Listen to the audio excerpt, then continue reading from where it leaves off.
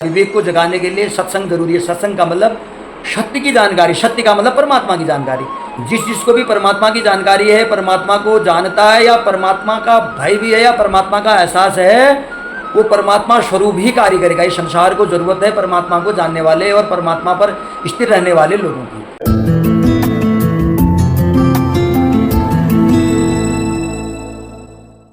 हमारे जीवन में, यानी कि आम इंसान के जीवन में, भक्त के जीवन में सत्संग का क्या लाभ है? नमस्कार, बहुत सुंदर सा सवाल है। सत्संग का पूरा लाभ ही लाभ है। बिनु सत्संग विवेक न होई, राम कृपा बिनु सुलभ न सोई। क्योंकि हमारा सांसारिक जीवन विवेक के आधार पर ही खड़ा होता है। हमारे जीवन की जो असली जो बुनियाद है वो विवेक पर होती है। जो विवेकशील मनुष्य होते हैं वो संसार में हमेशा उन्नति को प्राप्त करने वाले होते हैं। बिनु सत्संग विवेक न हुई, कुछ जब तक इंसान सत्संग नहीं करता है उसका विवेक ही नहीं जागता है। विवेक को जगाने के लिए सत्संग जरूरी है। सत्संग का मतलब सत्य की जानकारी, सत्य का मतलब परमात्मा की जानकारी।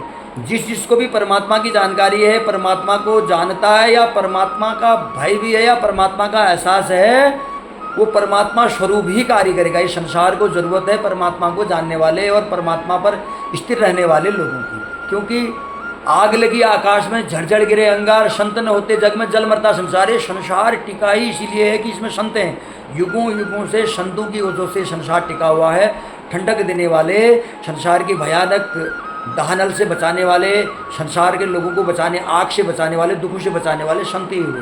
पुरातन काल में भी अगर राजा लोग होते थे, महाराजा लोग, अपने राज्य में किसी न किसी संत को ला करके बैठा देते थे, तुम यहाँ पर रहो, तपस्या करो, ध्यान करो, आराम से रहो। ताकि उनको पता होता था कि संत यहाँ पर अपनी वाइब्रेशन से, मेडिटेशन से रहेगा तो संत के वहाँ मेरे लोग जाएंगे, सत्संग करेंगे, मेरी जनता और मेरी प्रजा जो है संत से अच्छी बातें सीखेगी, उपद्रव नहीं करेगी, राष्ट्र के प्रति हितैषी होगी और समर्पित होगी और देशभक्ति जागेगी करके संतों को रखते थे। संत महात्मा उस राज्य की प्रजा को देशभक्त बनाती थी। तो आज भी जरूर है देशभक्तों की, क्योंकि हम जिस देश में रहते हैं, अगर देश की भक्ति नहीं हुई, कुछ नहीं। देशभक्ति भी वही करेगा जिसको सत्संग प्यारा होगा। क्योंकि बिना सत्संग के विवेक नहीं लगेगा, बिना विवेक के देशभक्ति नहीं होती है। अगर देशभक्ति नहीं होगी तो देश मजबूत नहीं बनेगा। राष्ट्र को मजबूत बनाने के लिए भी सत्संग बहुत जरूरी है।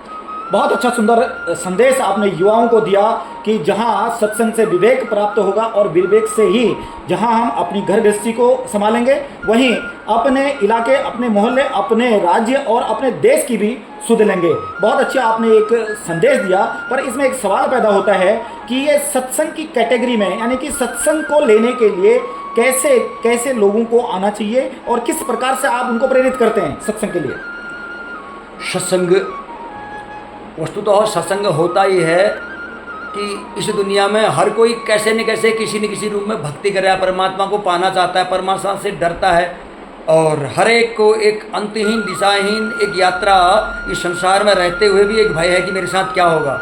चलो संसार में भय उसका निकल भी जाए किसी प्रकार से, लोगों के बीच में, इष्ट मित्रों के, दोस्तों के बीच में, लेकिन एक वक्त ऐसा आएगा जब इस संसार से विरक्त होना पड़ेगा, यहाँ से निकलना पड़ेगा। तब न कोई दोस्त होगा, कोई मित्र न होगा, तब दिशाहीन और संज्ञाहीन हो एक यात्रा होगी। उस यात्रा के भय से मुक्त होने के लिए परमात्मा की जानकारी बहुत ज़रूरी है। सत्संग तो हर कोई न कोई अपने अज्ञात यात्रा से बचने के लिए किसी न किसी प्रकार से सत्संग या भक्ति करना चाहता है। तो इसलिए जो है इस संसार के अंदर एक सत्संग ही